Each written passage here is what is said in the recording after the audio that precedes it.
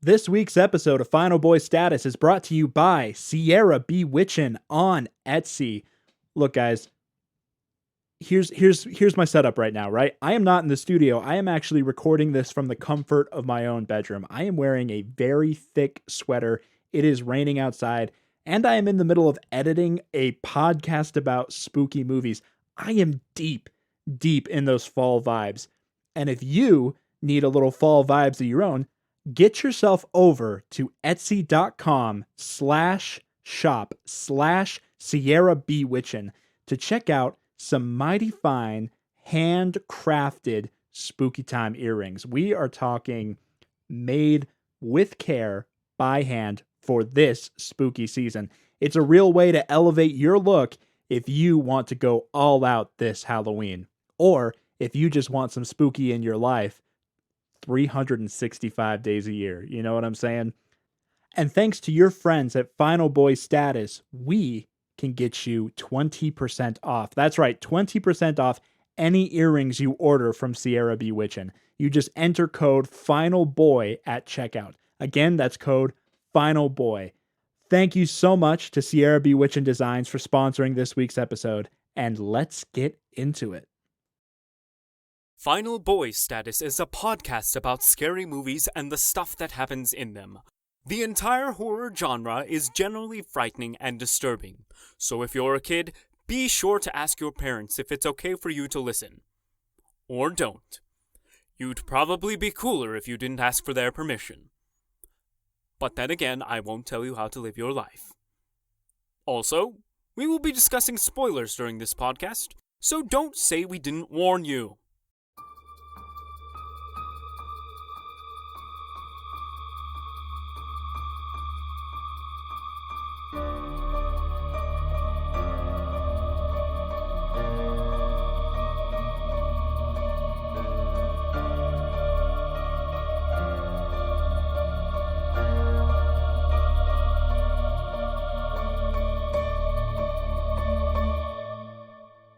Welcome back, guys, for another episode of Final Boy Status. I'll be your host for this episode. I'm Lanson. As always, I'm joined by Adam Bone.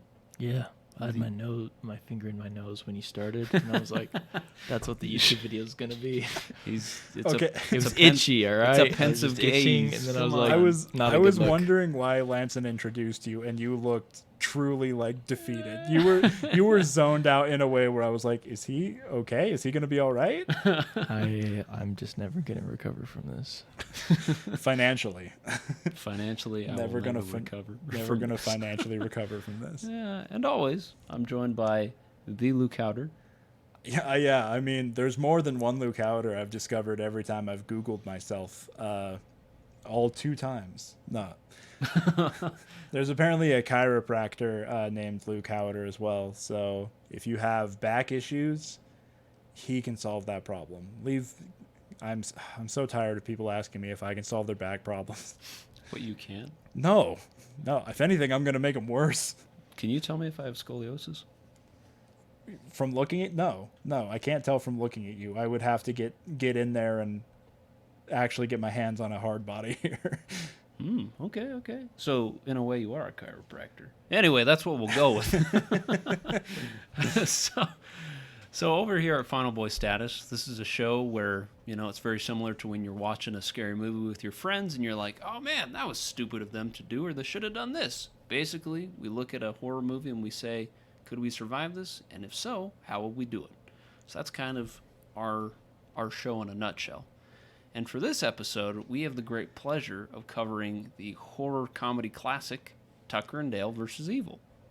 Yeah. This is like, if you've seen this, but like, this is next level horror comedy. I remember, I think I was 16 the first time I saw this, watching this in my parents' basement. It was like 4 a.m. And I was like, this is next level genius. This is one of the funniest movies I've ever seen. Is what I was thinking at the time. Now, later, I still think it's probably one of the funniest movies. It's fantastic. It is so funny. Like Alan Tudyk and Tyler Labine are so funny in it. Alan Tudyk's kind of on the sly funny and everything. He's fantastic. But it's so much fun. I love this movie a lot. Same here. So I was super excited when this was on the list and I knew we were covering it. So should be a good time. Like the way you said that made it sound like the list was a surprise to you. You were not an There's active, a list? You were not an active part of building the list. You just show up on a given week and go, "We're watching this. Awesome." Well, when you're the talent of the podcast, you don't have to worry about the logistics of certain things. Is what I'm getting at here. It's true. There's some about you. It's true about you. There's something Thanks, there's something to be said about like every time the credits roll, I know that it credits all three of us as producers, but then it also credits me as like an editor, I think. And it's like the more credits I have at the end of the podcast, the more I'm only in this podcast because I like talked them into it. I was like, come on, let me play, guys. Like I could also join in and then I'll edit the podcast. And they were like, that's a strong point he's just made. Well, if he's, I despise editing, so I mean, let's give the kid a chance. Let's see what he's got. Let's give him a crack at the title. See if he can carry the fight. Take his cuts. Yeah. So, kind of as a general overall premise, how would you guys describe this, or what would be if you had to tell somebody what this was kind of about? What would you guys say? This is so weird. This is one of those movies where if I was trying to talk my friend into seeing it, I wouldn't actually want to tell them much of anything. I just want to let them I'd be like, I'd give them like zero background. I'd be like, oh, it's like a horror movie, but it's funny. And then I'd put it on and see what happened. I genuinely want to give them as little information as possible. So trying to describe it feels weird. What do you think, Adam? Yeah. Here's a full disclosure. It's been a few months since I've seen it. Probably maybe like 6 months. It's been a while. But I have pretty bad memory generally.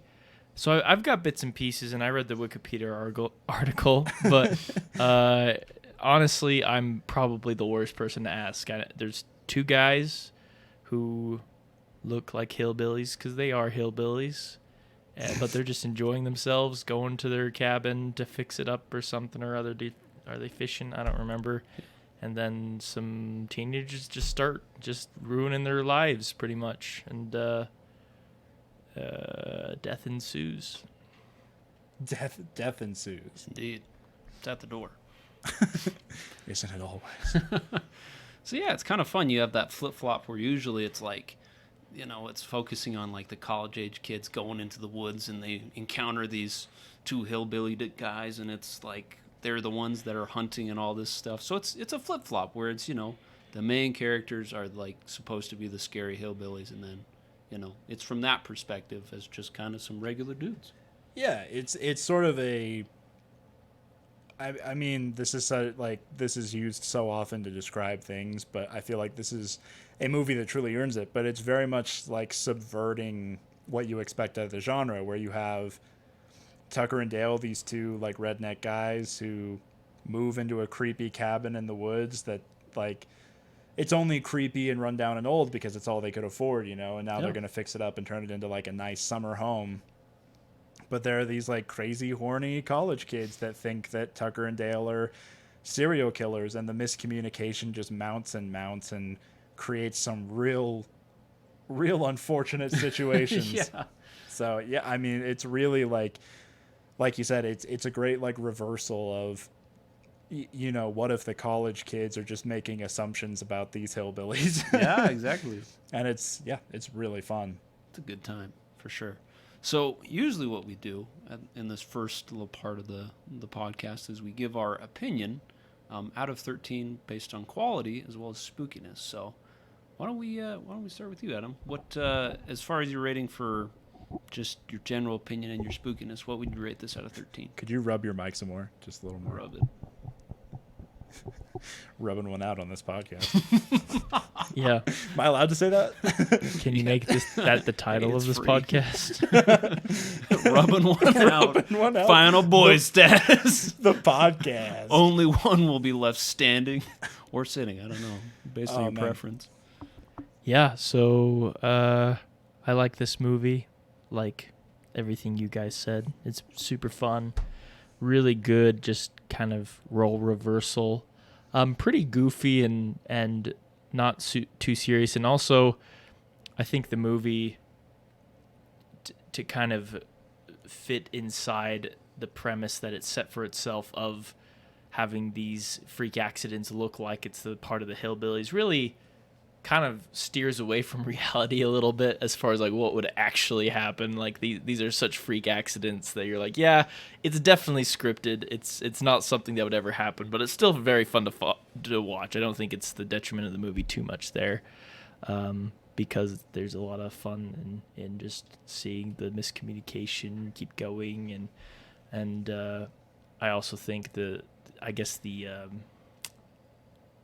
moral is good, where it's like, yeah, don't judge a book by its cover just because they look a certain way, but it was still pretty on the nose. I don't know. I think it was a fun movie, though. It's a pretty harmless, very good time, good horror movie. And so I think for quality, out of 13, I'd probably give it an 8, 8.5. I thought it was pretty good. Hey, bam. And Nice. it's not that scary. And again, it's a horror comedy, so it's kind of tough when we talk about these kind of movies, because a low scariness doesn't necessarily mean a low quality, right? Or sometimes it's just not going for scary, and this one's not really going for scary.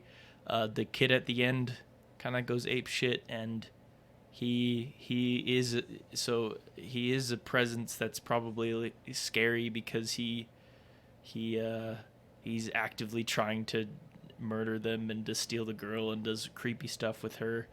But yeah, I don't know if I'd call it scary. It was like a little uncomfortable. So I'm gonna give it like a 2.5 for scariness.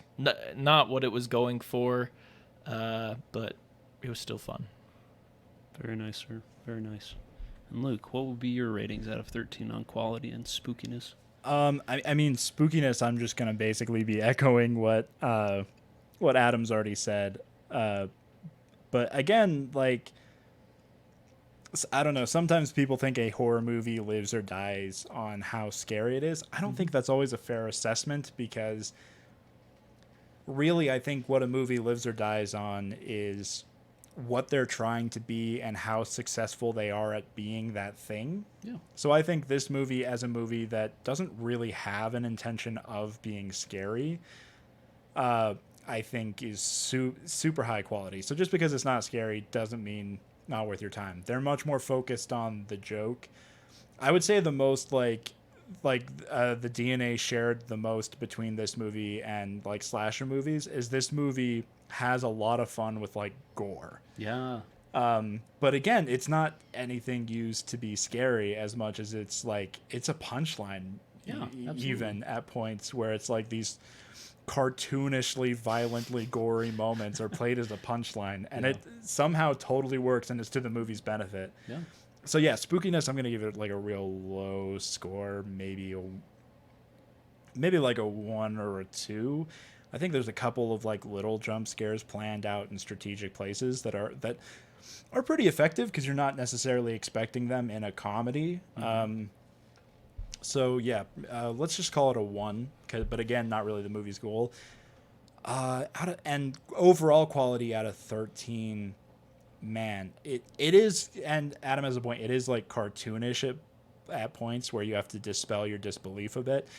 But if you're willing to go on like a ride with this movie and just have fun with it, it is a tremendous amount of fun. So like I said, for me as a 16-year-old to find this at like 4 a.m. on a random Saturday, this movie is like so perfect for that time period.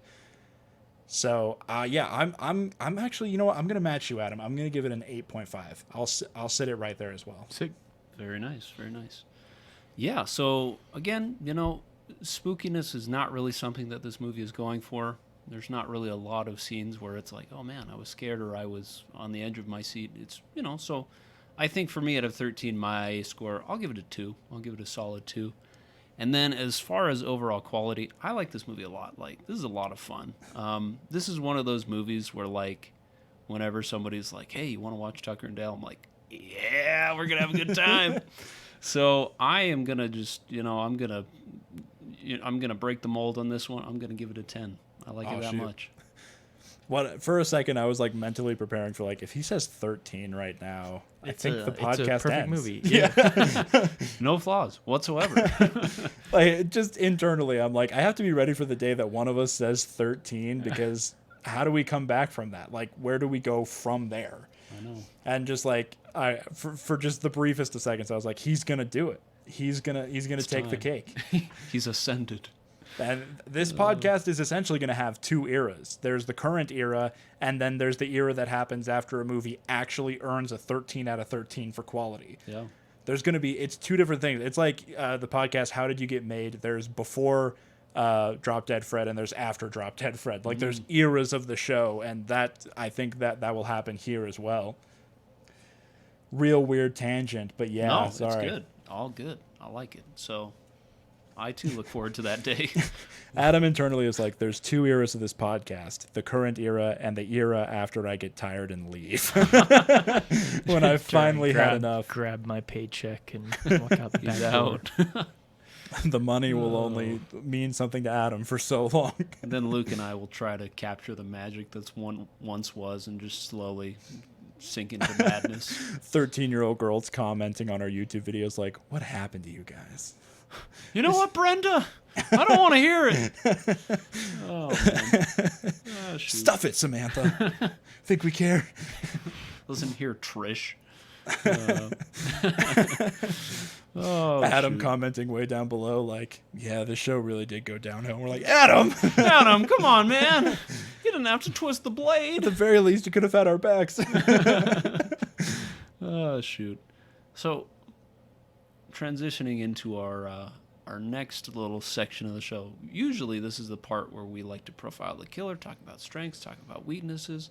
But this one, it's a little bit different, so I think it'd be fair to lump some deaths in there as well and some... Yeah, there is a killer, but to profile to say that the killer is the cause of the deaths in this movie doesn't feel like a good way to phrase that. So there is a killer to profile. A spoiler, I think they literally have a frat boy in the movie named Chad, I believe is his name. Chad. And Chad, over the course of the movie, slowly... I don't want to say slowly, because from the very beginning, like, something's off about the guy. He's not right in the head. He's intense, but it's sort of slowly there's this reveal that he's kind of a psychopath, and by the end of the movie, he is like the Jason-esque serial killer, like hiding in the woods and killing people. So there is a killer in this movie, but it's also worth noting, I think he's only responsible for 2 deaths in the movie, and those are like stinger kills. They happen at the very, very end. Yeah. The rest of the kills are genuinely accidents caused by misunderstanding. So, I mean, I don't know. We were kind of dancing around it as we were introing the movie, and we always do this. At the very beginning when we're talking about the movie, we feel weird about saying certain things. Yeah. But then we get to this point in the podcast where it's like, well, we're just going to say them. Right. So, like, the cause of death in this movie is genuinely misunderstanding. Like, these college kids, Katrina Bowden plays one of them from 30 Rock and nothing else, ? She's, sorry, that was me, and she's great. She was in a Panic at the Disco video, and that's really cool. That's cool. Yeah, during, like, the golden era of Panic at the Disco. Yeah. But, yeah, so she like... Tucker and Dale are out fishing. She falls in the water, bumps her head, gets a concussion, knocks herself out. They pull her out of the water into her boat. And because the college kids already think Tucker and Dale are creepy, when they yell over to the kids like, hey, we have your friend, the college kids perceive that to be like, oh, they killed Allison. Now they're going to kill us. And they like run away and they're like, where are you going? Come get your friend. So they end up taking Katrina Bowden back to their little summer home that they're working on, and they're like trying to nurse her back to health, and the friends keep like showing up like to attack Tucker and Dale because they think they're holding her hostage. And during these attacks, things always go pear-shaped and people end up dying. Yeah. Not Tucker and Dale, remarkably. Right. So it's kind of... So I guess like that's the first thing we gotta talk about is like the killer in this one more than anything else is misunderstanding. That and Chad, I suppose. So I guess we gotta talk about Chad to a degree. Chad. But I mean, okay. So talking about like what's hard to overcome with this movie is some of these deaths are cartoonish and easy to avoid, but at the same time, I like that this movie points out that there is real danger, like, to the woods, and you have to be careful. Yeah. I mean, for instance, even just Katrina Bowden falling off the rock and friggin' smacking her head, like, that can happen. That's a very real thing that can happen and can definitely lead to death. So I one thing I would want to point out is that this movie kind of correctly points out, like, it's, you know, the woods are dangerous. I mean, the first death of the movie is like a kid is running away from Tucker, I think, and just running straight impales himself on a tree. Yeah. And it's like, I remember going to scout camps and stuff where guys were like running down a hill, couldn't slow down, and ended up like smacking their head on a tree or like running into a tree or something. And it's like, no, there's like real danger associated with just being out and in the woods. So that is a thing I would bring up. Like, these college kids are dumb, they're under the influence, most of them, and they're not showing a proper respect for nature. So some of these accidents I do kind of buy. Yeah, absolutely. Like the kid running into a tree. I've seen a version of that happen. Luckily, the kid didn't get impaled. He just like smacked his head. But I've seen that happen in real life. Mm-hmm. So I don't want to disregard everything in here. It's like cartoonish could never happen. Parts of this ring true. There's obviously, I feel like I don't think there's a single thing that happens in that movie where I'm like, yep, that could never happen. But they are like very extenuating circumstances. Yeah. I mean, the friggin' kid that goes headfirst into a wood chipper. A wood chipper. One of my favorite movie lines of all time is the kid goes headfirst into the wood chipper. Alan Tudyk is trying to pull him out, and the wood chipper finally shuts down, and Alan Tudyk pulls out only the kid's legs, like looks into the wood chipper, just goes, "You okay?"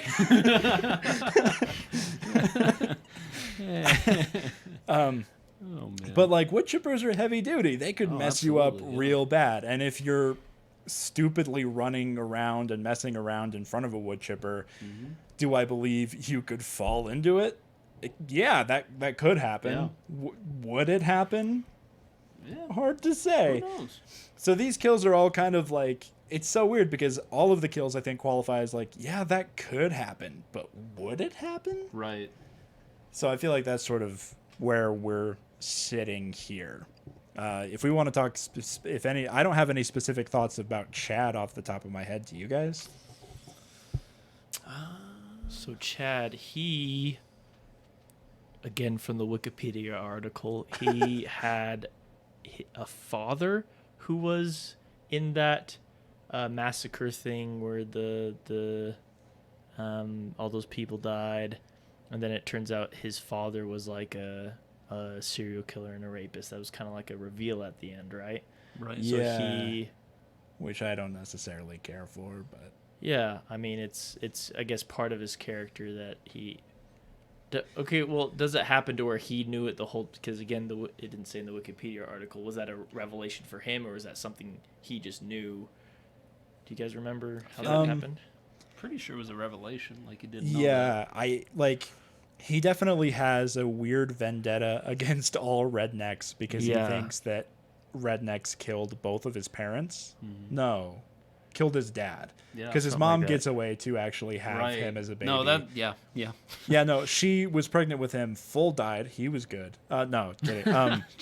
So he's like, that is a big thing to point about him is he's just straight unreasonable, cannot be reasoned with. Like they even have a whole scene where they make him and Dale sit down at a table and try to talk things through, and it just goes nowhere, and the guy still flips his lid and ends up blowing up their summer home. Yeah. So, like, worth mentioning, this guy cannot be reasoned with.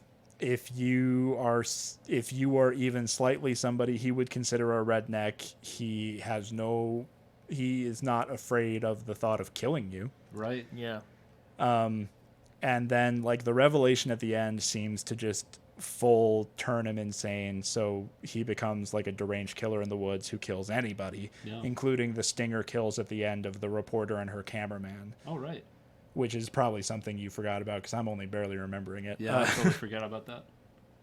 So I feel like that's worth mentioning is his true lineage makes him apparently willing to just kill anybody. But if you're even like vaguely rural, he's probably interested in killing you for the entire movie. Yeah, true. Kids got issues. What can we say? What can we say? What do you want us to say? Freaking What Chad. do you want us to say right now? We'll say it. We'll do whatever we'll do whatever you want. Say it. Say it. I don't care that you broke your elbow. So, yeah.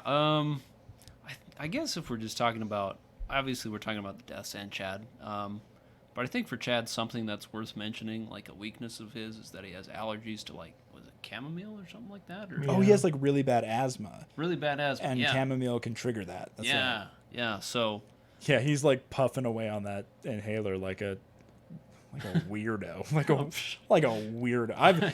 Look, I used an inhaler when I was a teenager. I never used it the way he uses it, which is just taking a puff like every 15 minutes no matter what. Like what?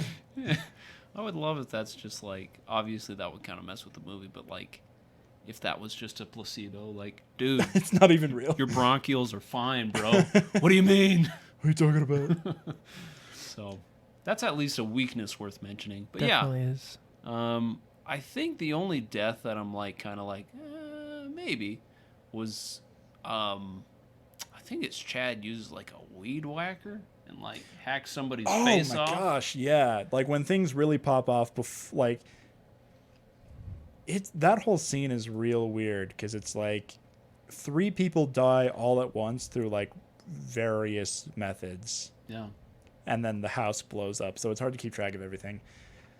But yeah, he like dives at somebody with a weed whacker. They move out of the way, and he hits one of his friends in the face. But I don't think that actually kills her. I think she dies in the explosion. Oh, does she die in the explosion? Okay, that would make more sense. Because, yeah. That being said, as something that could happen, that is one where I'm like, that's pretty unavoidable. Like, Yeah.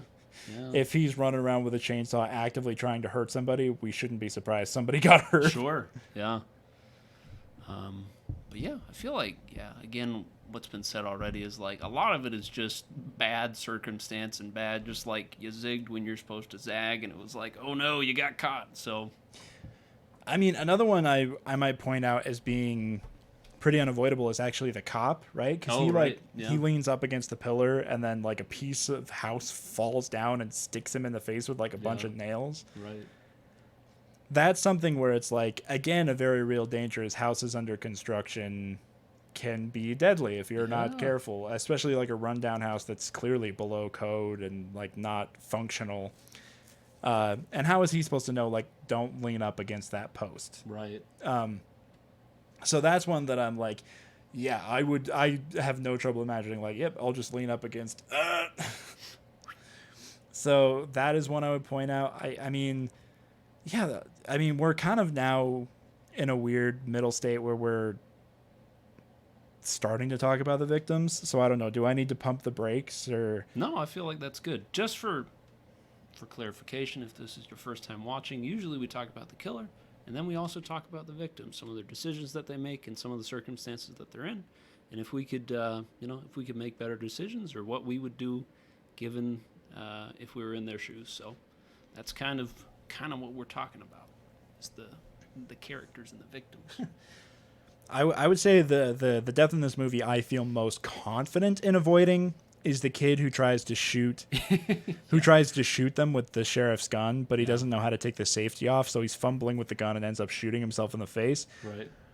I'm not going to pretend like I'm particularly handy with weapons. I don't know. Like I'm not super comfortable holding something that can kill a person. Yeah. It's not something that I'm like, I'm at the gun range every weekend, got to get in my reps. But at the same time, I know that they exist in the world, and there may be circumstances where I have to use them. So I've taken the time to become familiar with gun safety and with knife safety. Mm-hmm. And I feel pretty confident that I wouldn't shoot myself in the face trying to take the safety off of a loaded weapon. Right. So I would say that's the only one that's in a category of for sure that would never happen to me. Yeah. I don't know that is there like, that feels like a good place to start. Is there any death in this movie that you're like, never in a million years, if I was in this movie, would that happen to me? That's a good question. Giving this movie benefit of the doubt that you're scared of Tucker and Dale, that you're making kind of dumb decisions, but is there a death in this movie where you're like, well, that would absolutely not happen no matter how scared, no matter how irrational I was being? Yeah. Yeah, I definitely think the one with the gun, just because... I already said that one, Lanson. But I, too, would like to contribute to the conversation. Again, I'm the talent, Luke, so I have to... the reverse card. That's the sound of my career getting flushed down the toilet. Oh, no. But, yeah, I mean, even if... Not to say that I'm, like, a Green Beret by any means, but it's like, it's... But also, you've secretly been a Green Beret this whole time? I can neither confirm nor deny, but yes. Hey, when we do Predator, it won't even matter. True. And we will do Predator. Oh, yeah. Or the Predator will do us. I don't know. Depends. You could have phrased that better. No, I'm confident with that. No, like I that. nailed that one. No, I it was really great. What are you talking killed about? that. But, yeah, just like, I mean, pretty straightforward. Don't point a weapon in your face when it's a gun. And also, like, if you're trying to get the safety off, don't even put your finger, like, anywhere in the trigger guard by the trigger. Just, like, don't do that. And you should be all right, like, especially with a revolver. Like, it doesn't have as high of a chance of, like, misfiring as, like a Glock or something like that. So that would be one. But, yeah, I feel like with the rest of them, I mean, just given the situation of, like, if you're already committed to, like, going after Tucker and Dale and you're super scared of them, I feel like the rest of them's like, yeah, I mean, that could happen.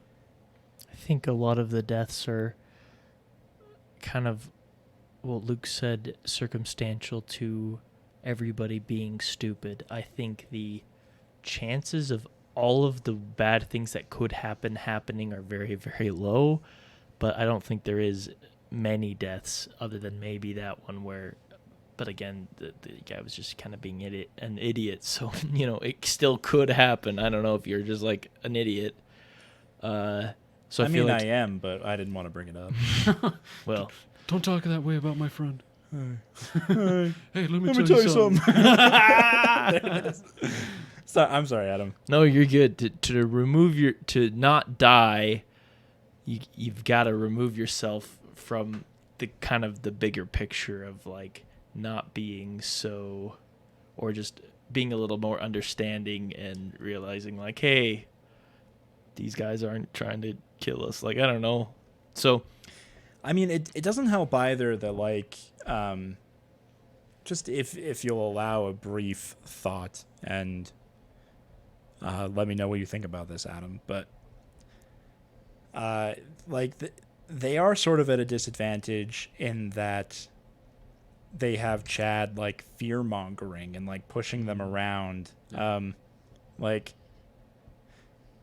people have done some pretty extreme things when there's a charismatic leader pushing for things to happen. Yeah. Not to compare a frat boy to Hitler, but like, I do think a lot of this movie wouldn't have happened if Chad hadn't been, like, the de facto leader of the college kids. Yeah. Because there are plenty of moments where the college kids are ready to be reasonable. As a matter of fact, like, a strong choice they make early on is after, like, before even, like, the first attack happens. So only one guy has died so far. Before they go in, like, full attack and they have, like, the guy accidentally jump into the wood chipper and all this, they have a long conversation where Chad's like, we got to go back there and we got to take him out. And they're kind of like, no, this feels like over our heads. And they kind of ignore him and they send somebody off to go get the cops. Yeah. Which is why there's a cop there at all, is this kid went off to get him. And obviously, like, they end up kind of going back on that later because Chad once again kind of fearmongers and talks them into going on the offensive and going after Tucker and Dale. Right. But, like, there are moments where they kind of are capable of ignoring Chad and do so, but then he coerces them a lot more than he doesn't. I don't know. How do you think that factors in if you were in their place, Adam, to have somebody like Chad kind of coercing you into these situations? If I was being coerced, how coercible would I be? Is what you're asking? Like, yeah, how do you think that would factor in? Like, I don't know, because me personally, I'm like, I might be able to see this guy has some issues. He's getting kind of unhinged. We should just remove ourselves from this equation completely, perhaps. But at the same time, like, you know, you always think you're smarter than that until you're put in a position where, like, somebody can talk you into doing something. I mean, I don't think Adam thinks he can be coerced at all, but he is doing this podcast. So clearly Lanson and I got to him. It happens. A lot of begging, a lot of money being given to him, you know, promised him. Not the only thing we gave to him. Oh, boy. Oh, boy. It was food. It was a lot of food. A lot. It's not enough. Oh, no.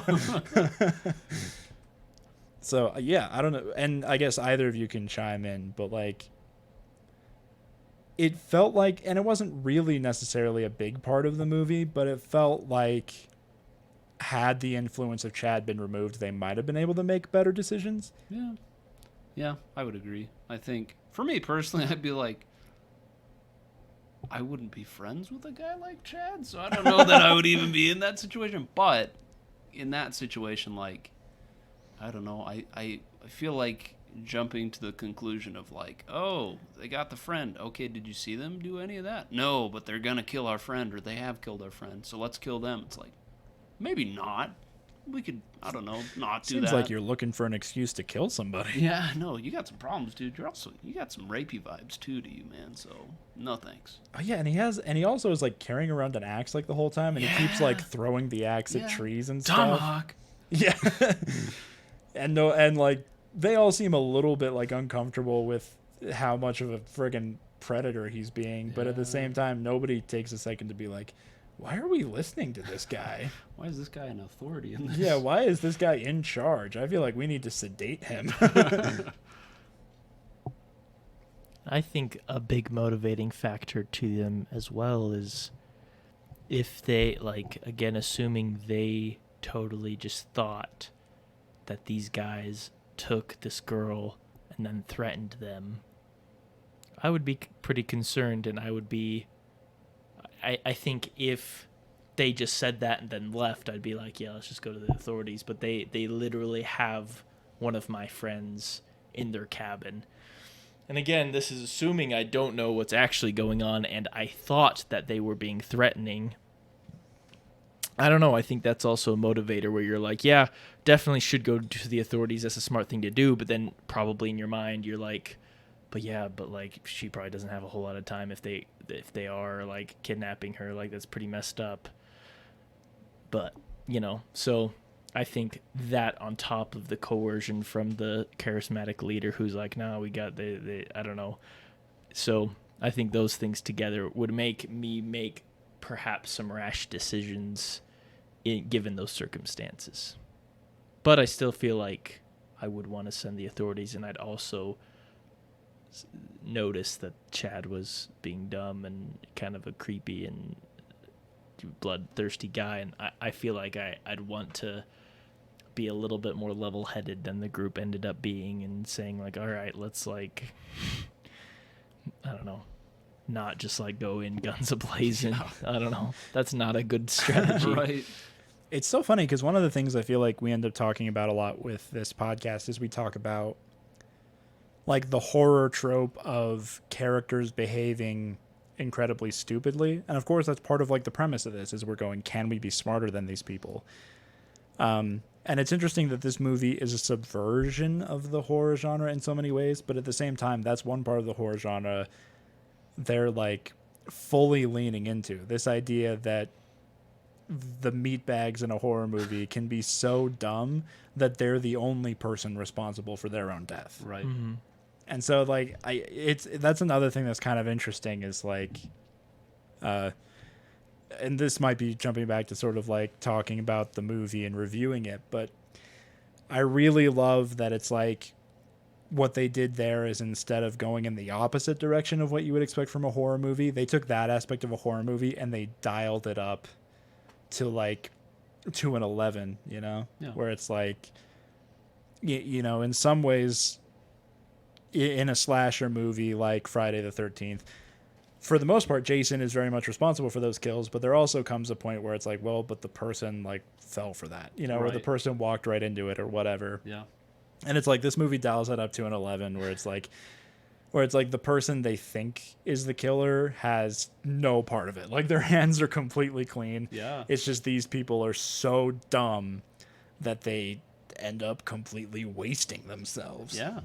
So I think that's another fun part. And like, you know, with any movie that tries to like be something different and interesting, I don't know that you ever really subvert a genre. I think you just embrace the genre and find something new within it. Sure. But I do think that's why this movie works as such a great way of subverting your expectations, is because they didn't feel the need to just be opposite of everything. They just took a couple key things and went, all right, here's a completely new idea that you didn't see coming. But then they went to other ideas and they were like, let's just turn this up and really embrace that idea. Right.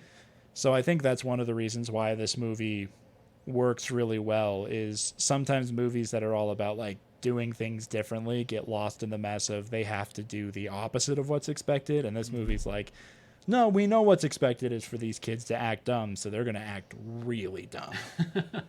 Yeah, I think definitely sometimes you can forget what got you to the dance, or what's good about something when you're trying to add something that's new. But I don't feel like that's the case with this movie, so Yeah. that's a good point. Yeah. So how are we feeling about, as far as the deaths and the victims? Do we feel like we've kind of hashed that out? I think I brought this Sufficient up, but I think if we were looking at this in a realistic sense, all the deaths could happen, but the chances that they all happen to this group just the way that they did is pretty impossible. Yeah.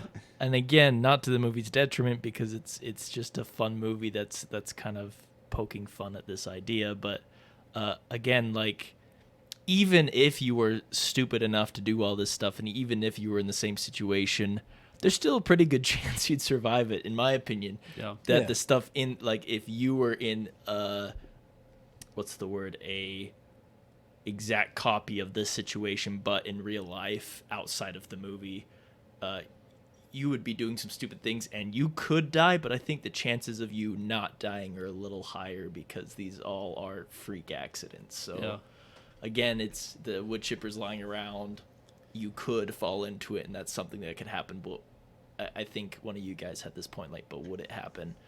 You know, so with that, I think these guys were just all very unfortunate, and fate was not on their side. Yeah. And in real life, you probably have better chances than that. So, okay, so switching gears just like a little bit, we have all these people that die in accident, but at the same time, these kids do all go on like the offensive against Tucker and Dale. Mm-hmm. So we've been putting ourselves in the shoes of the college kids. What about if we take a second and put ourselves in the shoes of like Tucker and Dale?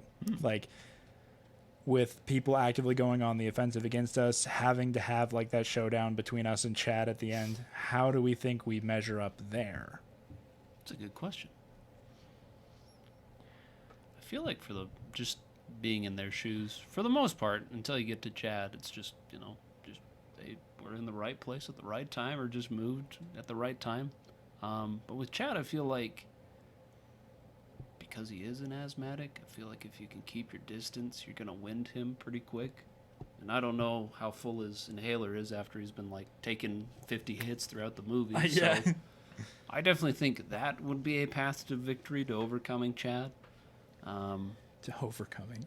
What a sentence. To overcome Chad. To overcome the Chad. To defeat Chad. To defeat evil. Tucker and Dale versus evil. Parentheses, Chad. Yeah. And parentheses. His last name is Evil. His name is Chad Evil. Chad Evil. He's another one of Dr. Evil's sons. He's Seth Green's younger brother. My baby boy. My boy.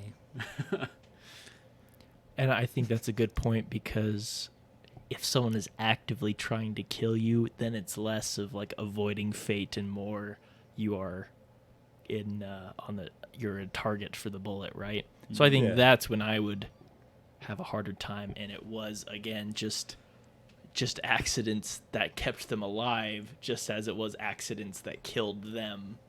So I think fate is probably working against you in real life if you were in Tuckerdale and these kids were actively trying to destroy you because you had one of their friends, you know? So, I mean, it is worth pointing out that, like, the college kids catch Tucker at one point. They do. yeah, they do. And they actually, like, cut off his fingers, which is why we have my bowling fingers. My bowling finger. That I don't even know if you guys can see. I guess you can kind of see it. But, so, like, they do get their hands on him at one point, but he does still get away. I don't know. Tucker gets real beat up in this movie. Yeah. Dale kind of gets out, like, without a scratch, and Tucker, by the end of it, is, like, half dead. I know, right? I think he literally leaves him, like, crumpled against a tree, holding his own insides in. Yeah. So it's like, yeah, so those guys are in a much tighter spot. I don't know that I'd credit everything, like, every moment of survival for them as an accident, because obviously after, like, the college kids full attack them and the one guy goes in the wood chipper and the other guy impales himself in the hole. I could have phrased that better. Wow. After that happens, they know something's up, and they're able to actually make decisions as if these guys are our enemy, these guys are out to get us. And I feel like from that point on, they're pretty smart, and I can really identify with, like, the choices and decisions they make, and I think they do a good job. So I guess that is, like, and you know, like, but there's, and I would also give myself credit for something like, if somebody comes at you with a weed whacker, step out of the way. Yeah, I would do that. Sure. Yeah. Just instinctually. Yeah. Right. I don't want a weed whacker to the face. Yeah. So I don't think it's fair to say that they survived by accident. I say, and I mean, like, really there's only the two deaths that they survived by accident, the wood chipper guy and the other guy. Everything else is something that happened on purpose. I mean, the first death only had, like, the guy isn't coming to, like, attack him. He's coming to talk to him, and Tucker accidentally saws into a beehive and, like, is running out with the chainsaw. He's like, run away, and the kid's like, ah, No. So I feel like it's really only those two circumstances where they survive by, like, accident or by luck. I feel like everything else is more strategic. I mean, Tucker getting caught by them, they probably could have killed him. I don't fully remember why they didn't. I think that maybe it was supposed to be like a trade, like, Yeah. give us Allison, we give you him back or something. Yeah. But I don't think it's entirely fair to say they survive by luck, because they do actually make choices to survive. The one really dumb thing they do is they do try to, like, hide the bodies instead of going to the cops themselves. Yeah. Because there's that whole thing about, like, what are we supposed to do? Hey, officer, we've had a doozy of a day. These kids started killing themselves all over our property. How are we supposed to spin that?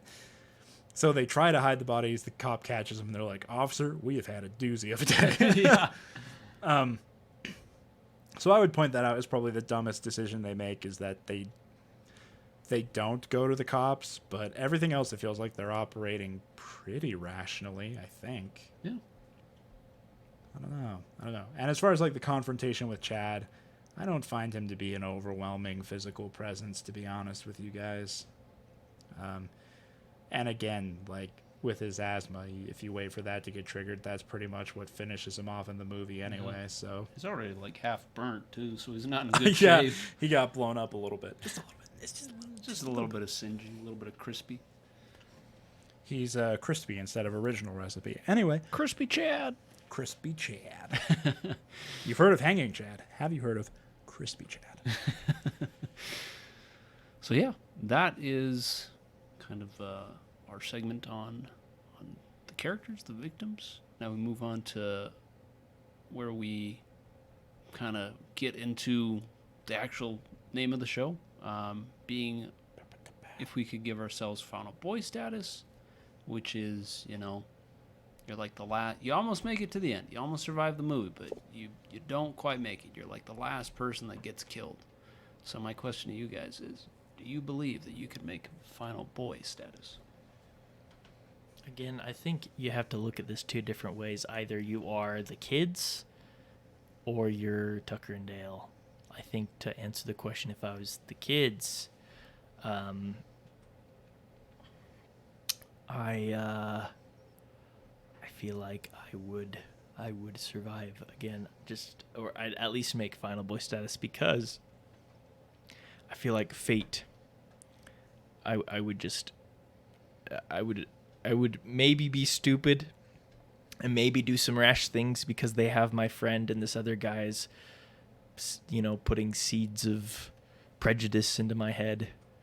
But I think I would be good enough not to avoid the freak accidents that happen, and I think I could make Final Boy status because of that. If I was Tucker and Dale, I'm gonna say yes. I think again. Can you get to Tucker's point, where you're right. laid up against a tree holding your own innards in for like the last act?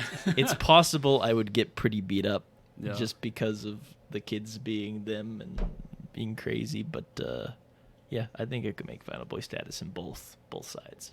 Very nice. What about you, Luke? If we're gonna take it two ways, I think that's a great idea, Adam. Yeah. If we take it two ways, where either we're Tucker or Dale or we're the kids, I would give myself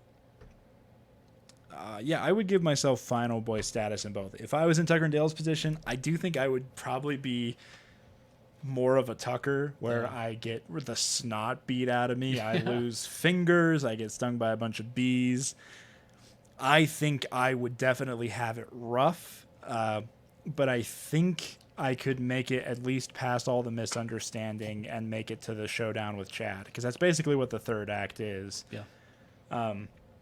So I think I could survive my way through like the misunderstandings and get to the point where it's just a showdown with Chad. I think I could get there. If I was one of the kids,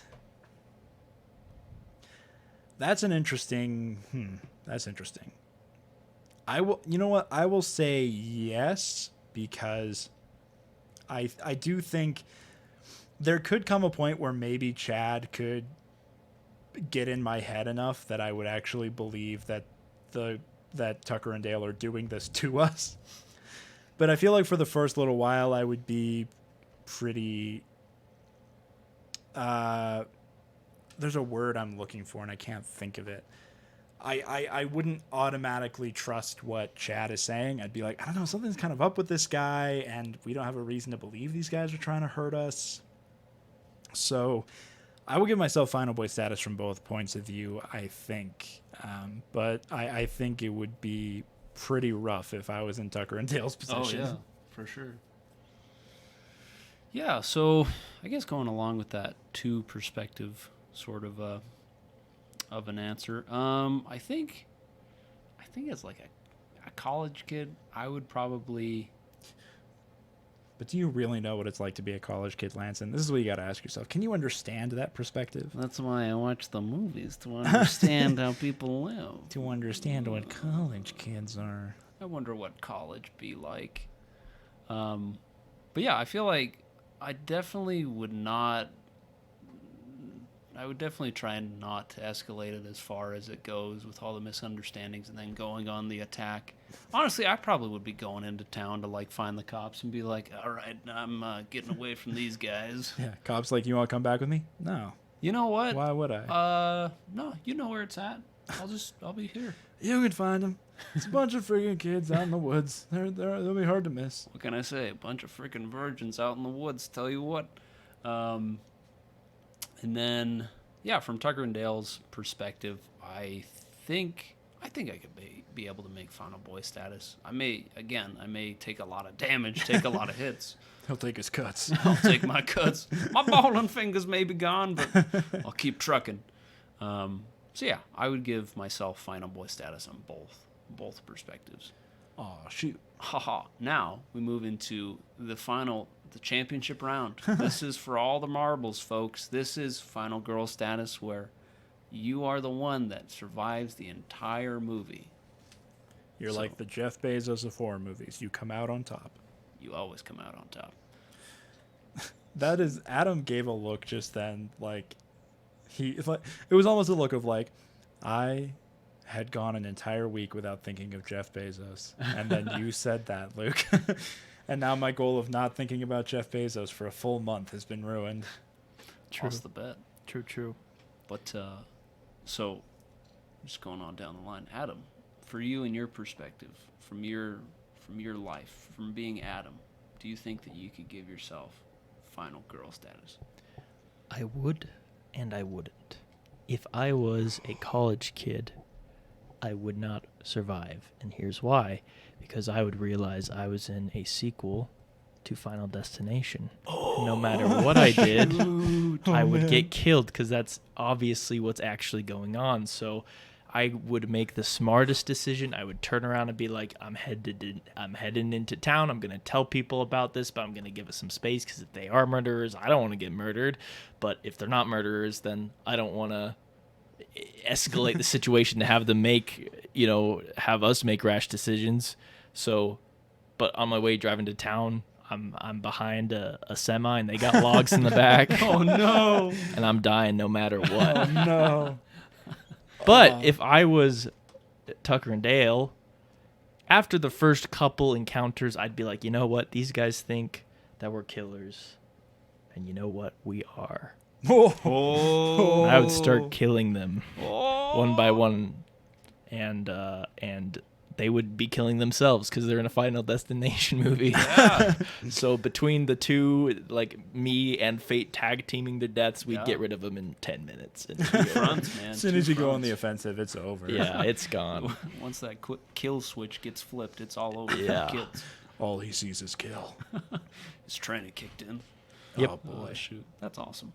I love that. That is my answer. So far we have, with Final Destination, there are other movies that exist canonically in that same universe. So far, that's Tucker and Dale versus Evil and Donnie Darko, I think. Yeah, sure. Yeah. Yep. So in the Final Destination universe, there's those 5 movies, Donnie Darko and Tucker and Dale versus Evil, all take place in the same universe. Man, what a world. Prove us wrong. Yeah. Prove us wrong. Do it. You can't. And I am talking to you right now. I'm talking to you right now, Josiah. I've been talking to you all along. I really hope somebody named Josiah watches this. It's kind of an obscure name to just. Josiah. But if they are Josiah, As soon as I said it, I was like, "What are the odds?" But he would freak out if there was one watching because he'd be like, "Nobody says that name." Yeah, he's It like must be lying. me." He's lying in bed watching it on his phone, and he's all of a sudden like, "Oh, is he He's talking to me." This whole time? Who else is named Josiah? That's just me. He has to be talking about me, right? Oh, shoot. So for you, Luke, what do you think? Do you give yourself final girl status? Final girl status. You know what?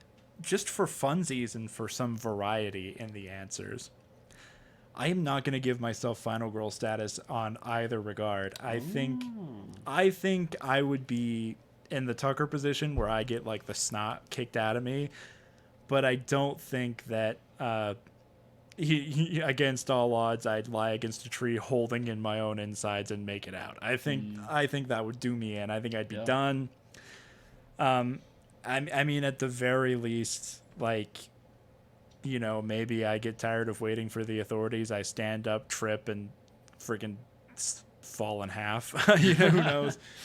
But with how beat up Tucker is by the end of the movie, I remember the first time I watched this, I thought for sure he was going to be the final death of the movie. I thought he was down for the count. Right. And it's awesome that he does survive, but I think in his place, I don't think I would. I think I'd get real beat up, and I don't think my injuries would be survivable. Yeah. If I am one of the college kids, I feel like there comes a point where, again, like Adam says, this world is so fantastical, everything is so strange, that I'm like, what do I know? I have no sense of control, and I just give myself over to Chad completely, and I'm just like, whatever you say goes, man. Like, you're the only thing that's even kind of making sense at this point, and you're not even making sense. Surrender to Chad. So, like, I'm just going to do what you say and hope for the best. And I'm like one of the people who's like, go in with a pocket knife, and I trip and fall on a wood chipper or something. I mean, if I pitch, here's what would happen. Here's what would happen to me. I think I'd be there probably at, like, the confrontation in the log cabin. I'm one of the stupid kids that's, like, at the outside, like, we got to bust in and we got to save them. Now they're holding all their friends hostage. Yeah. What I'd probably do is I'd, like, friggin' run in through the front door and, like, try to like run into one of the guys. They'd move out of the way, and I'd get impaled through my eyes on like an antler, like a set of antlers on the wall. Oh, man. That's what this movie was missing, an antler kill. So I would put myself in this movie as the antler kill, where I'm just charging at one of them, they move out of the way, and I get impaled on a set of antlers hanging from the wall. So, yeah, just for some fun variety, I'm not going to give myself final girl status in this movie. I think either I take too many hits and it all adds up, or I just lose all sense of reason and just I'm like, whatever you want, Chad, I'll do anything. Yeah, shoot. That's great.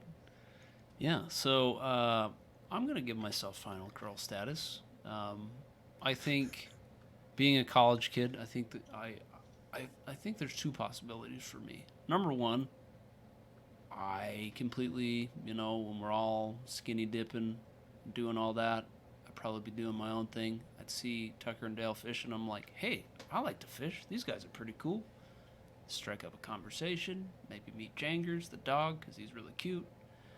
Just kind of chill with them the rest of the movie, Also give them You're the Allison of the movie. Yeah, but I wouldn't hit my head because I'm not an idiot. How do you like that, 30 Rock? Take that, Third Rock from the Sun.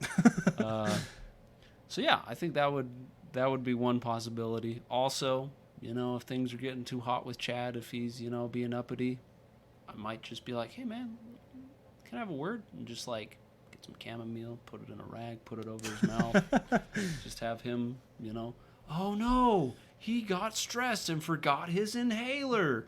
Wow, what a conundrum this all is. We gotta find his inhaler. Is that it in your back pocket? No, it's gotta be lost. No, this is a phone. Don't be silly. Don't be silly. Don't be stupid. Come on, don't be crazy.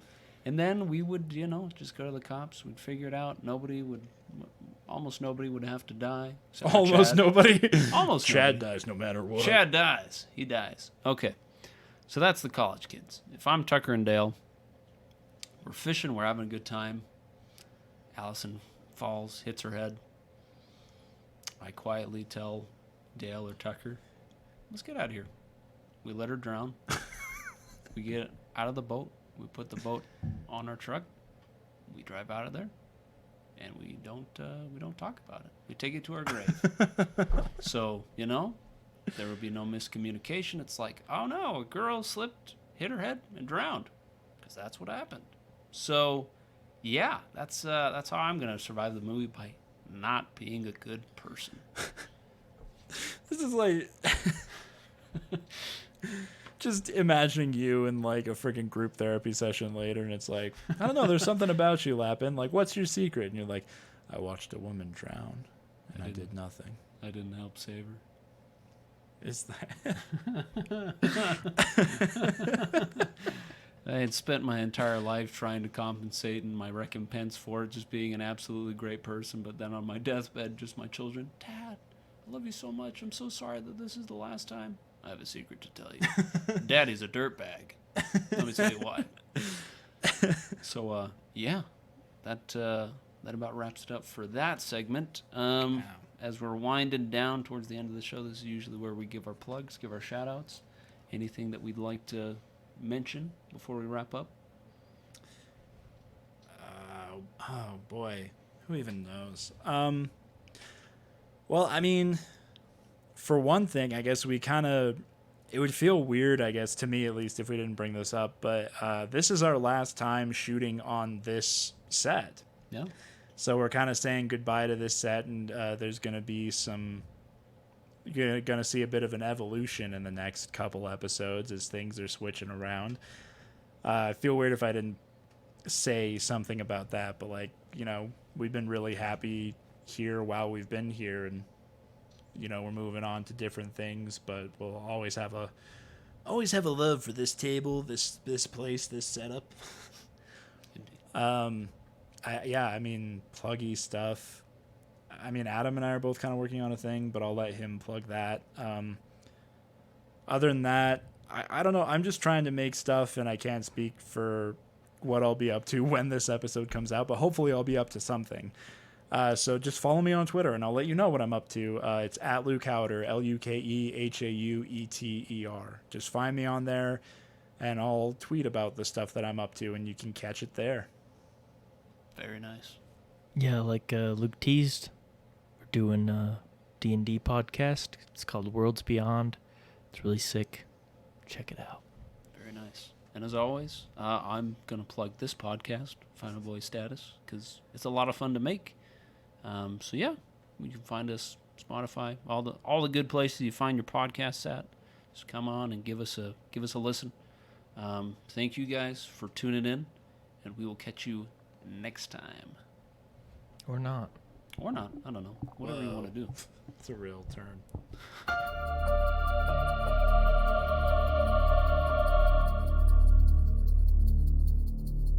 This has been an Underqualified Idiocracy media production, produced by Lanson Lappin, Adam Bone, and Luke Haueter. Theme music for the episode was written by Rachel Robison. You can hear more of Rachel's music at rachelrobinsonmusic.com. You can also find her on Facebook, Twitter, and Instagram by searching at Robel Racheson. Artwork for the YouTube version of this podcast was created by Trinity Rodriguez. You can follow her on Twitter by searching at InstrinBaby to see more of her work. This podcast was recorded in Underqualified Studios and edited by Luke Haueter, with special thanks to Mike Fuchs for providing audio assistance. The illustrious voice acting providing the intro and outro of this episode is Shane Alvey of the Paradox Files voice acting. You can explore more of his work on Facebook, Twitter, and Instagram by searching at The Paradox Files.